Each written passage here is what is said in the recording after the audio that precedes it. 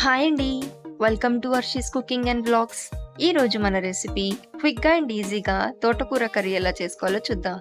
ముందుగా అయితే స్టవ్ మీద బాండి పెట్టుకొని నూనె వేడైన తర్వాత తాలింపు దినుసులు, కట్ చేసుకున్న ఉల్లిపాయ ముక్కలు వేసుకొని వేయించుకోవాలి. ఇలా ఉల్లిపాయలు కొంచెం వేగాక దీంట్లో కట్ చేసుకున్న పచ్చిమిర్చి ముక్కలు, కరివేపాకు వేసుకొని వేయించుకోవాలి.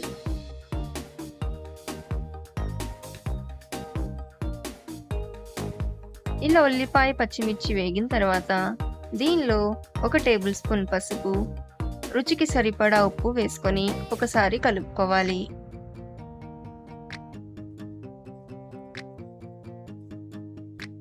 ఇలా కలిపిన తర్వాత మనం క్లీన్ చేసుకున్న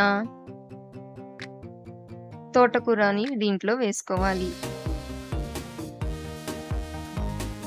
ఇలా వేసిన తర్వాత ఒకసారి మొత్తం బాగా కలుపుకోండి. ఇలా కలిపి మూత పెట్టుకొని 10 నిమిషాల వరకు మీడియం ఫ్లేమ్లో కుక్ చేసుకోవాలి. ఇక్కడైతే ఎలాంటి నీళ్లు పోయకుండా తోటకూర అయితే మగ్గిపోయింది. ఇంకా దీంట్లో ఉన్న నీరుని డ్రై అయ్యే వరకు మనం ఫ్రై చేసుకోవాలి. ఇలా డ్రై అయిపోయిన తర్వాత ఇక్కడ చూపించిన విధంగా తోటకూరని ఒక సైడ్ తీసుకొని దంచుకున్న 5 నుంచి 6 వెల్లుల్లి రెబ్బల్ని నూనెలో వేయించుకోండి.